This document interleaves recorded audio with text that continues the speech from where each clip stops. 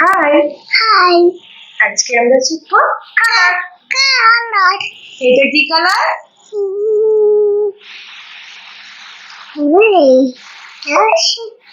Colour এটা কি colour?